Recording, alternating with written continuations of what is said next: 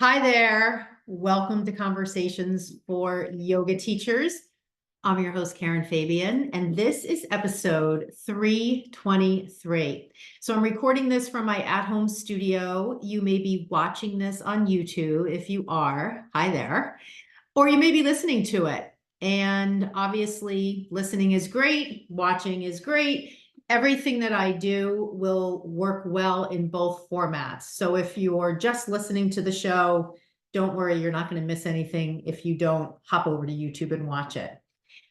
So today we're going to really jump right into it. I want to make sure this is totally worth your while. And if you listened to last week's episode, I introduced a new format for the show.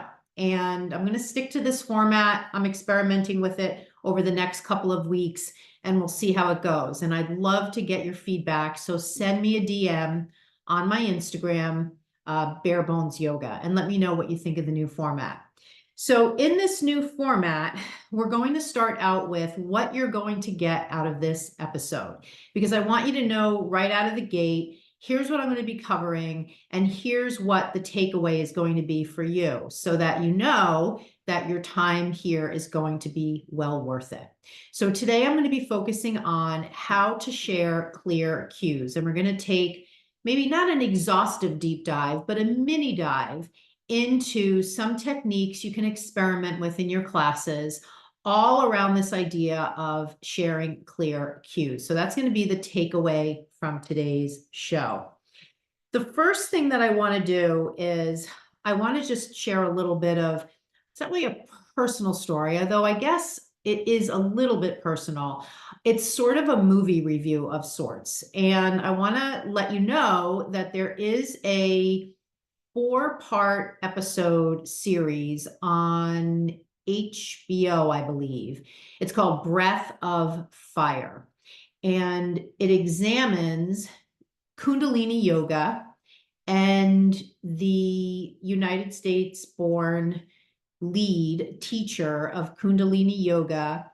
Her name in yoga circles and in Kundalini Yoga is Guru Jagat, although her real name is Katie, and I'm blanking on her last name. Anyway, the point is, number one, I'm speaking to you as a yoga teacher, and so it's about yoga. And so that's one interesting connecting point that might make you want to go watch it. And the other thing that it gets into is Kundalini Yoga itself as a community, as a style of yoga. And it really examines Kundalini Yoga and concerns, complaints, accusations that run very deep with respect to it being led by leaders, one person in particular, and even this Guru Jagat woman, as a cult. And this is not my area of expertise, cults and the history of cults and how they're run, but I have been teaching yoga for over 20 years. And I can certainly say for myself, I started out as a Baptiste yoga teacher, and many people called Baptiste yoga a cult. And maybe some people do still now call it that. I don't really run in circles anymore where I have a lot of interaction with people that are in the Baptiste organization, company, business, community. So I don't know.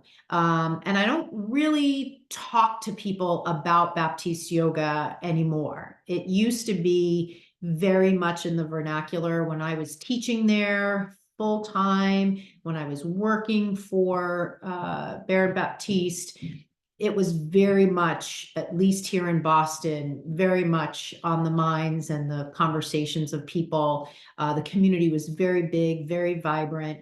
And as my first teacher, I owe a tremendous debt of gratitude to Baron. He really shaped me as a newer teacher. And there are lessons I've learned that I've carried throughout the years to this day that I can trace back to my time being a teacher for him.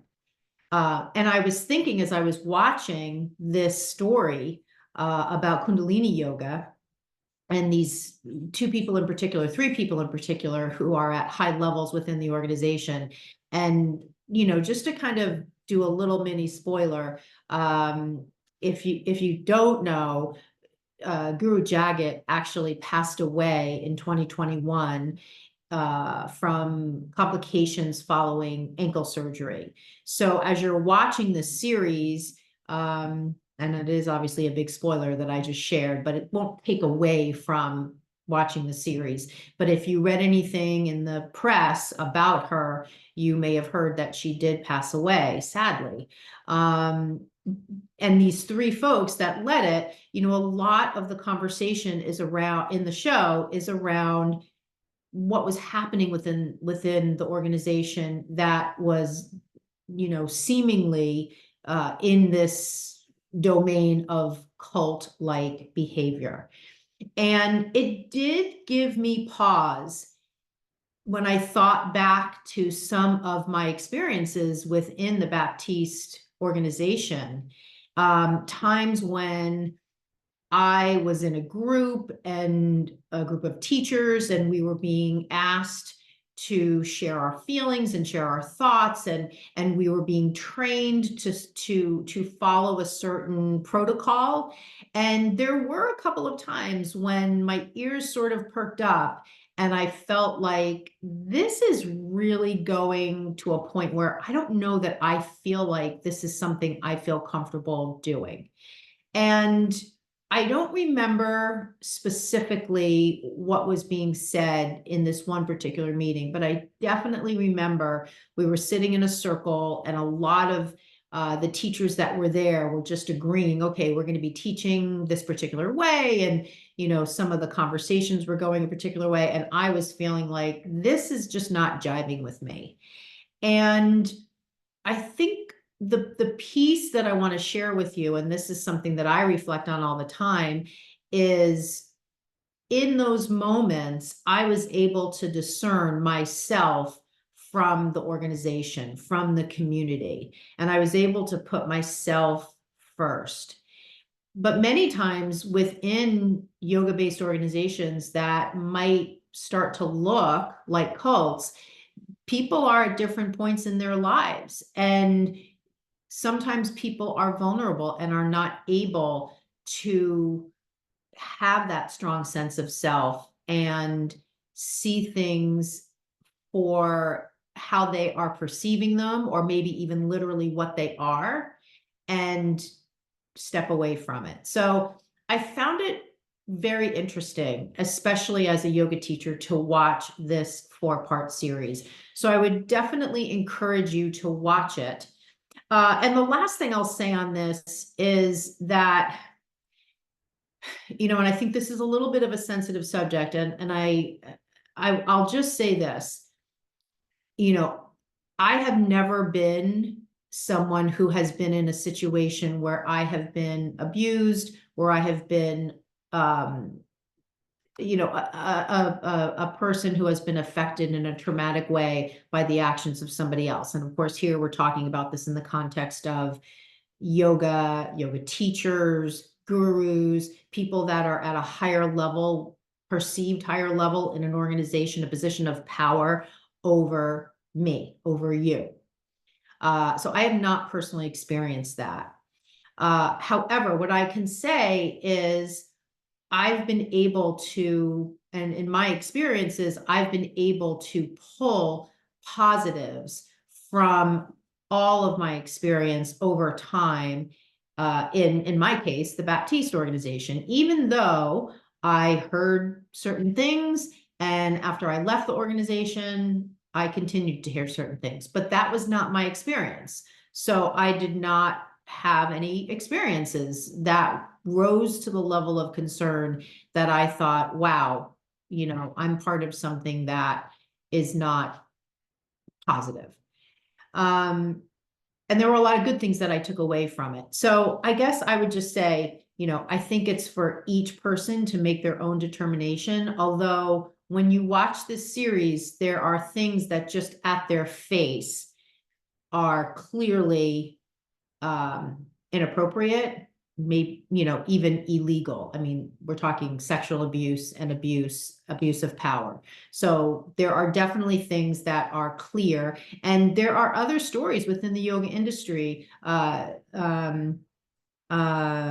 Bikram Yoga, there were lawsuits against him for abuse. So, this is not, unfortunately, not a new topic in the industry. And when you look at how we have changed our approach to teaching with regard to assisting students, that is, and again, I have this perspective because I've been teaching for 22 years, and I've seen this arc of how we interact with students, especially in the past 3 or 4 years since the Me Too movement, where we give students much more agency over their experience in the classroom than we did before. When I think of how we were trained to assist people by putting our hands on them versus now, what I do as a teacher is I really don't touch anybody.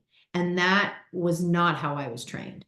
So even though I'm not part of Baptiste trainings anymore, so I don't know what is being taught, and I don't know other training programs and what they are teaching with respect to assisting, I think that it is very important that with our increased awareness around how important it is for people to have agency over their own experiences, and how important it is to recognize that sometimes our students will not be, actually, they never will be sharing with us their history of trauma. And one hand on a student who has a history of sexual abuse and trauma in other ways could trigger them to having a flashback in the moment.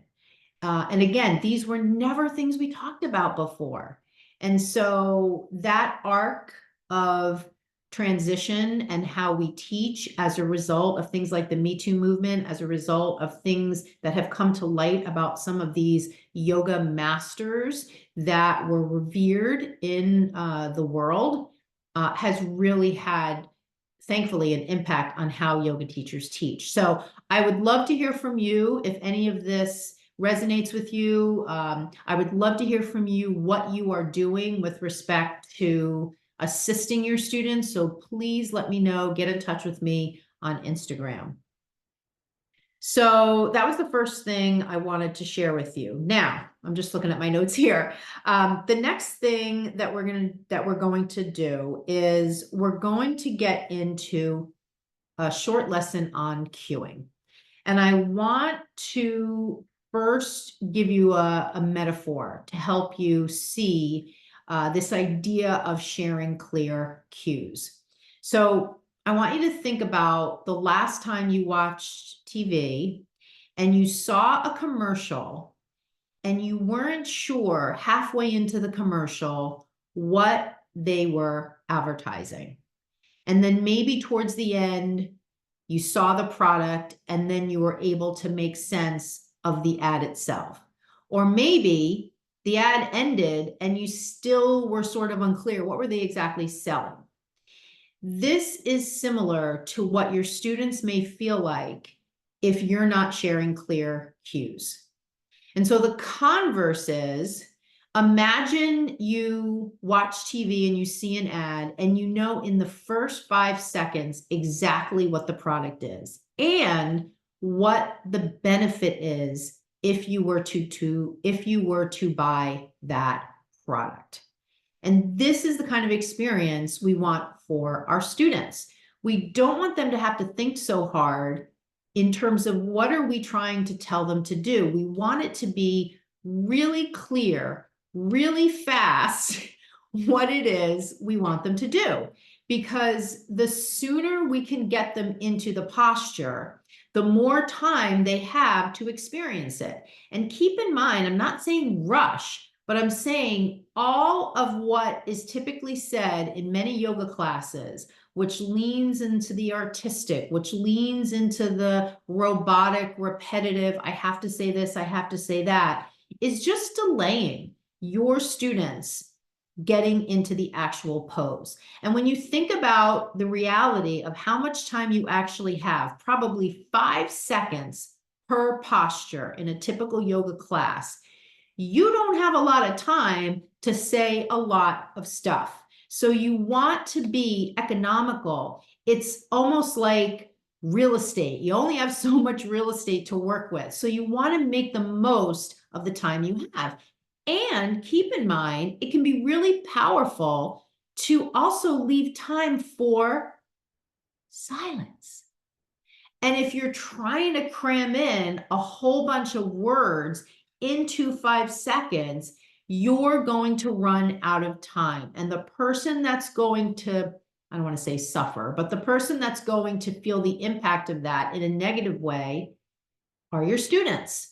So what can we do to combat this? What can we do to put ourselves in a situation where we are helping our students know what to do as soon as possible, not to rush them, but to allow them to experience all there is, all the goodness that they will experience in the pose. So number one, keep in mind, there are 4 types of yoga poses, and this is my own teaching methodology. If you and I were to work together in my program, if you were to enroll, I would teach you this in detail. But from a high level here, I'll just say the 4 types of cues are action, alignment, anatomy, and somatic. Now you could make a case for artistic cues being maybe a little bit different. And maybe there's a couple other offshoots, but those are the 4 main types of cues. Action cues are always going to be the most clear and the easiest for you to share and the easiest for them to understand. They don't need to interpret a lot about an action cue. So right out of the gate, take away that concept that you can use action cues and teach really powerful classes. But we need to look at what's the format of those cues, because similar to what I said before, if you're using an action cues format, but you're saying 25 things, it's probably too much, and it makes what could be a really clear cue confusing. Plus, your word choice is critical, because if your word choice is such that you're using words that are not easily understood, that will also make it harder for your students to know what to do. A good barometer that I use is, could a 4-year-old understand my cue? And I'm not joking here.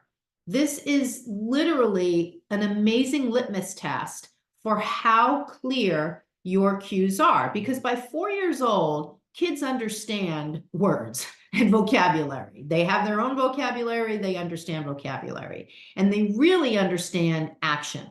Put on your shoes, put on your hat, get to the car, lift your foot. Like, they get that.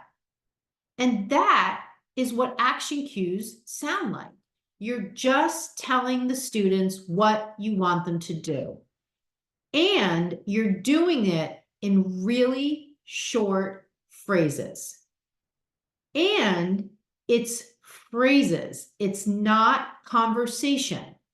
Conversational cueing is another style of cueing. So I already said there's a couple of offshoots. That would be one of them. Conversational cueing is more like a conversation.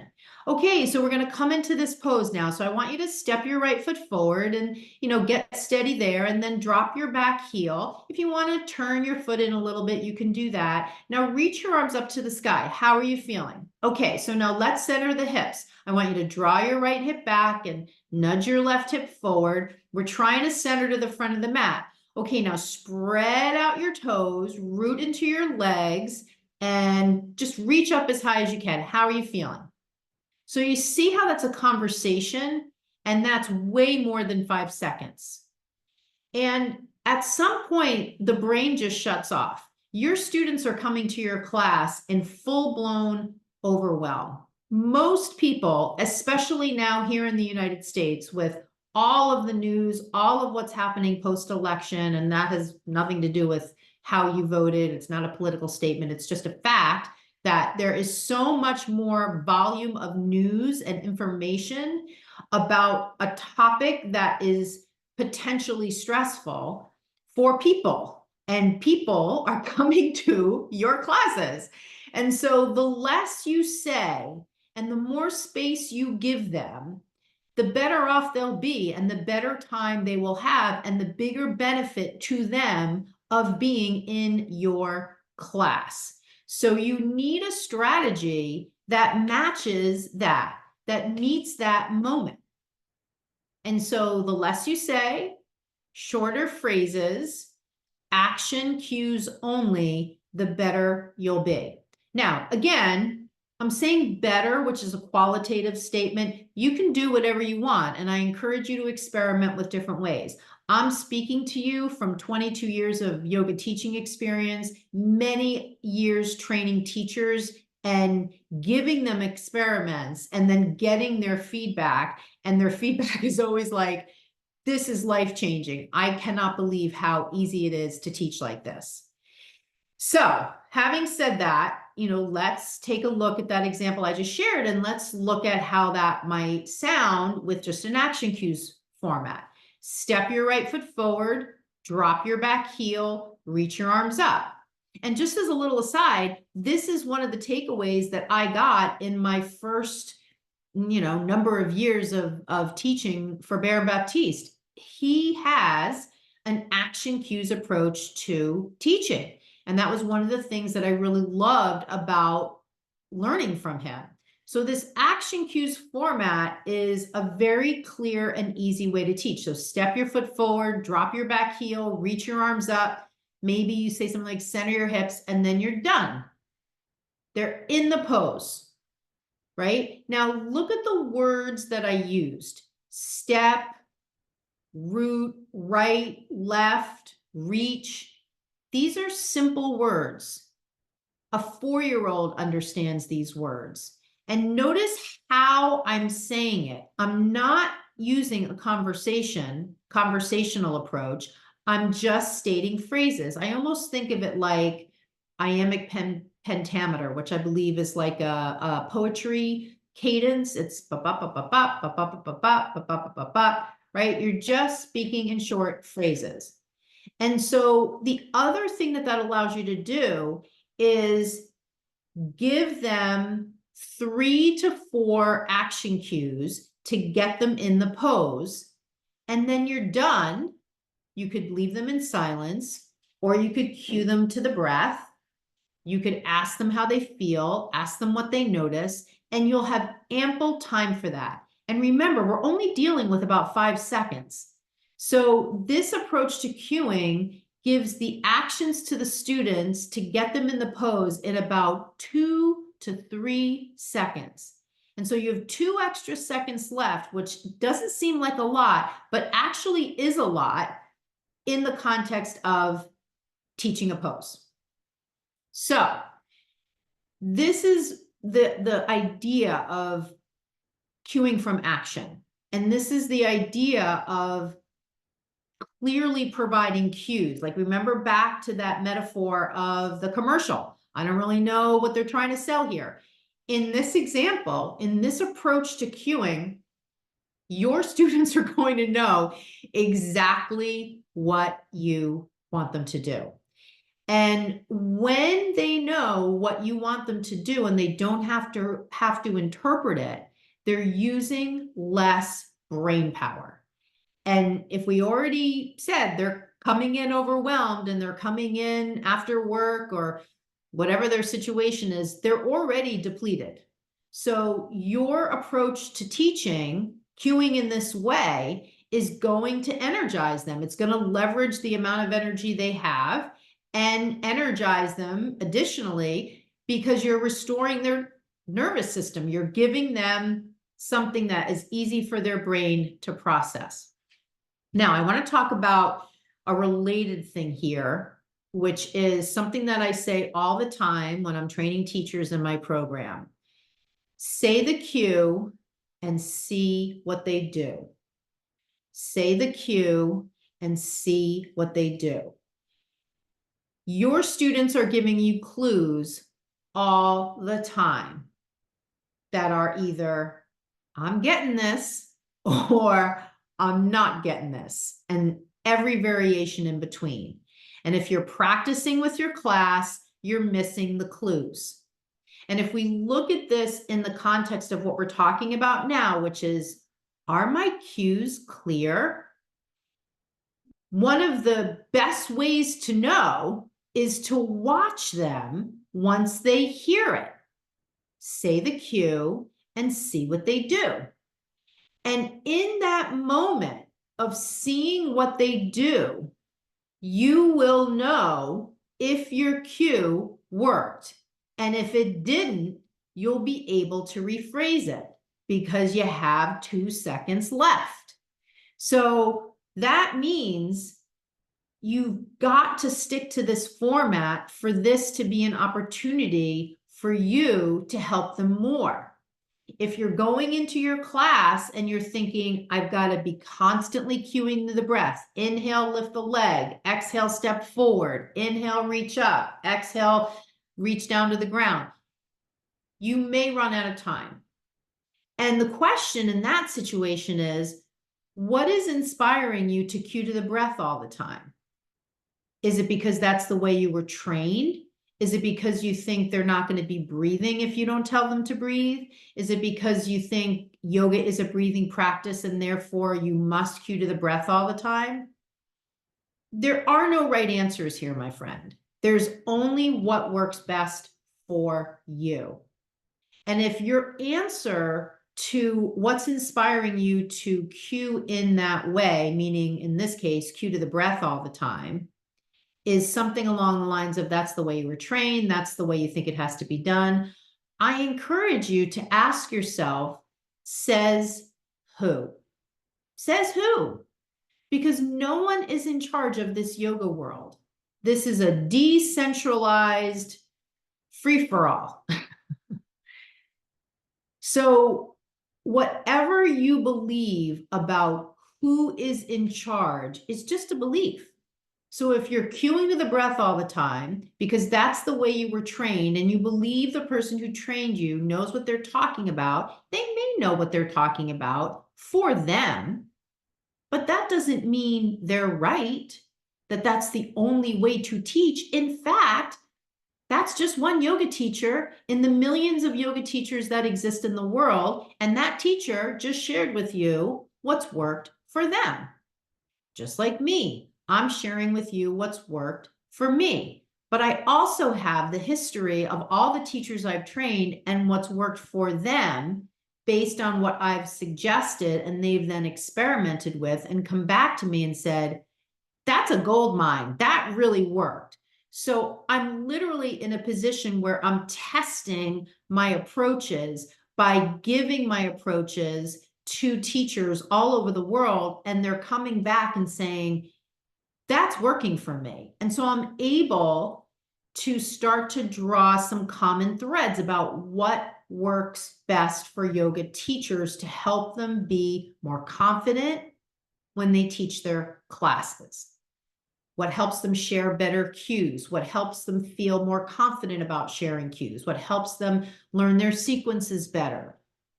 So I'm not just saying this just from my point of view, POV. I'm also saying it because I have all these people testing my theories, testing my approaches, and reporting back to me on if they're working for them or not. So you can look at the things I say in that context as well. It's not just coming from my own personal experience. 15 years ago, I could say that, but I've been training teachers for 15 years of the 22 that I've been teaching. So now I have a whole bunch of real life data to look back on. And I've refined my approaches to training teachers based on real-time data I've gotten from teachers out in the field that are working with my methodology. And it's informed how I've adjusted things. so that it's up to the times and super current. That's why if you were to enroll in my program, you'll notice that I'm always updating the video part of my program because I'm always making things better and more current and more useful to you. So say the cue and see what they do. We talked about that. And the last piece that I want to share with you is this other principle that I always talk about, which is when you teach from what you know, your confidence grows. When you teach from what you know, your confidence grows. There is a complete connection between what you're saying and how you feel. And if you're just saying the same things all the time, you're probably not going to feel very confident. You're going to feel like a parrot, like a repeater. If you're saying things because somebody else said it or somebody trained you to say it, but you don't understand why you're saying it, what's the reason for it, you probably won't feel very confident. You'll feel like a faker.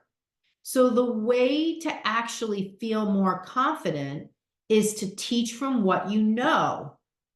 So your confidence grows. So you have conviction behind what you're saying. Conviction is, I believe what I'm talking about.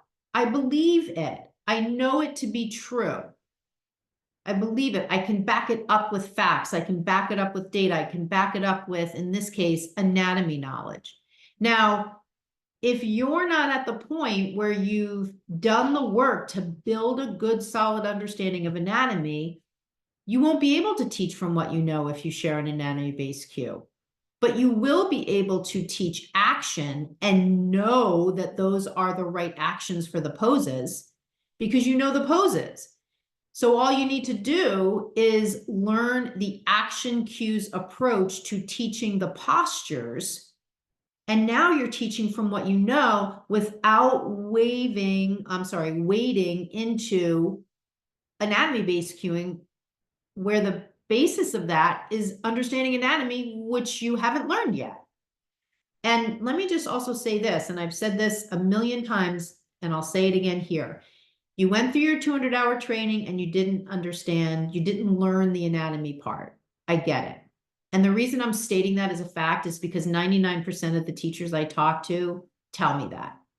Matter of fact, I don't know that I've ever talked to a yoga teacher who has said, wow, my 200-hour training was so great and I completely understand anatomy and I know that I know it. No one's ever said that to me. Most people say my 200-hour training did not adequately train me on the subject of anatomy. And so I know that I don't know it. It's not that I think I know it. I know I don't know it. So I'm speaking to you as a teacher who has graduated from a 200-hour training, someone who is teaching weekly classes, and you also know you've got this learning gap. Now, you may be listening and you may be in your 200-hour. You may be listening and maybe you've taken a training specifically on anatomy and you've filled in that learning gap. So obviously, this is a one-way conversation. I don't know where you are at personally.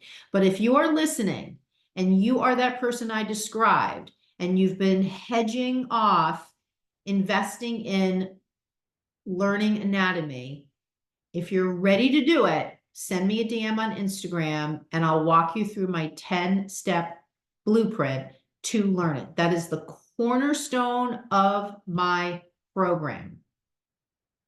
And all of what you might think that it takes a long time to learn is all just a story. I can walk you through it. I have 2 teachers who enrolled in October.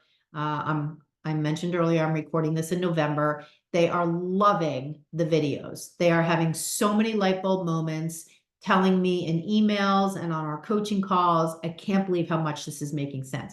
That's what I mean about, I'm not just blowing steam here. Like, I have actual real life people who are going through my program, who have gone through my program, and they just are like, this is the best thing, helping me in ways that I didn't think I could be helped. So say the cue and see what they do. Teach from what you know, and your confidence grows. Use action cues as your format. Okay, so again, in the new format of each podcast episode, the next section of the show here is for me to give you an action step to experiment with. I told you at the beginning of the episode what you were going to learn. We just went through the actual lesson on cueing. And now I'm going to give you something to experiment with. Because again, no one's in charge of this yoga industry, certainly not me. So you're the best person to go out and experiment with something that you heard today in an effort to see, does it work for you? So here's your action step. For the next 3 classes that you teach, use an action cues format. See how things shift for you in any direction. I don't know how it's going to work. You don't know how it's going to work. So give it a try. Especially if you feel like cueing is not working for you. Especially if the conversation we just had really resonated with you. Especially if you heard yourself in some of the examples that I shared. You owe it to yourself to at least try it. What do you have to lose? Nothing. You have nothing to lose. And I've talked about this before. In general, people either fall into 2 camps, fixed mindset or growth mindset. And this is a framework developed by psychologist Carol Dweck. And if you have a growth mindset, you're willing to try things in an effort to do something better, to learn something new, to feel better. In this case, to feel more confident as a teacher. So you're going to know when you're hearing this if you're the kind of yoga teacher who has a growth mindset. You're willing to take on a new challenge. You're willing to try something new, all in service to you feeling like, I'm like a rock star teacher. I love teaching. I'm kicking butt here. This is so easy and just feels so natural. Feels like my dharma on this earth is to teach yoga, right? That's very different from, oh my God, this is such a struggle. Oh my God, I worry every week for my classes. Or even somebody who feels like, yeah, things are going pretty good. I just don't feel like I've hit that level where I'm really showing up authentically and I'm really knocking it out of the park. Like that really is a feeling that you have completely independent of them. If you're tying up how you feel about how you're doing as a teacher to what your students say, my dear friend, you have some energetic cords with your class that you need to cut. Because it doesn't matter what they think. It doesn't matter if they say they like it. It doesn't matter if they say they don't like it. You don't control how they feel. They control how they feel. Remember when we talked at the beginning about the Kundalini yoga and all of that? People have agency over their body and over their feelings. And you're just there to teach the class. They're going to perceive your class through their lens of personal experience and way of being, and you don't even know what that is. So what that means is, guess what? You can assess how you're doing completely independent of how your students think about your class. Isn't that so freeing? Isn't that such a revelation? Like, you don't need to sit there at the end and say, so did you like it? Or I hope you liked it, or any of that. If people give you feedback, great. If people criticize you, fine. It doesn't matter, because you are the one that is the true arbitrator of how did I do? Okay, now, of course, let's not go crazy here. There is a little bit of nuance, right? If you teach a class for 2 months and no one comes, or a couple people come and class attendance never grows, maybe there is something to look at there. If you're always getting feedback after class that's negative, maybe there's something to look out there.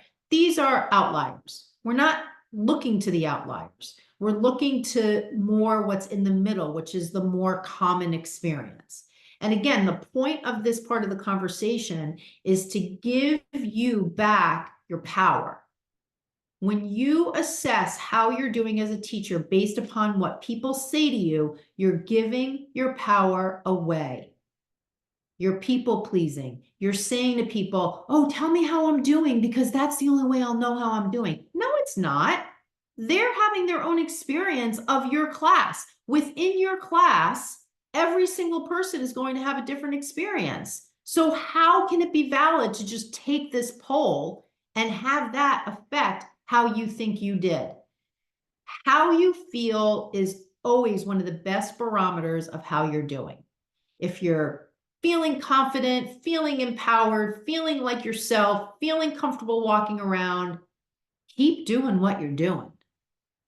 If you're nervous, if you're worried, if you're afraid people are going to get hurt, if you're stumbling over your words, if you're constantly looking at your notes, if you're terrified you're going to lose your space in the practice, if you're teaching things in your classes that you don't like, but you feel like you have to do it, so that's why you do it. If you're practicing with your class, but you really don't want to, but you're afraid that they're not going to know what they're doing unless you're doing it with them, these are all not good signs.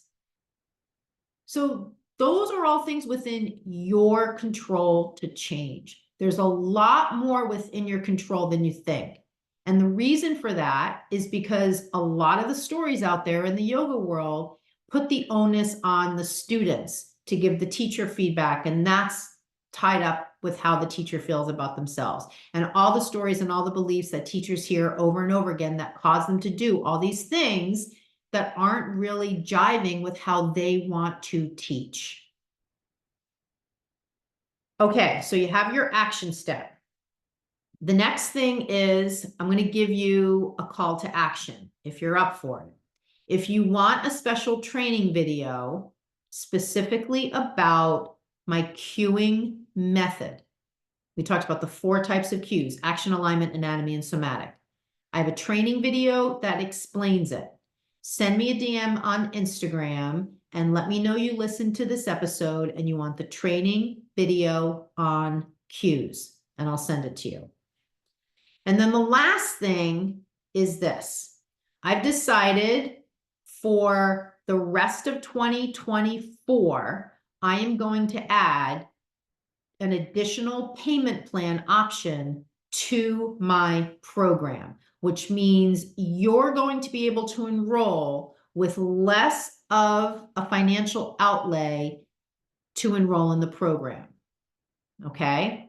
I am going to be setting this up within the next day or so. So if you're listening to this in November of 2024, know that this additional payment plan is only going to be available to you through the end of December 2024.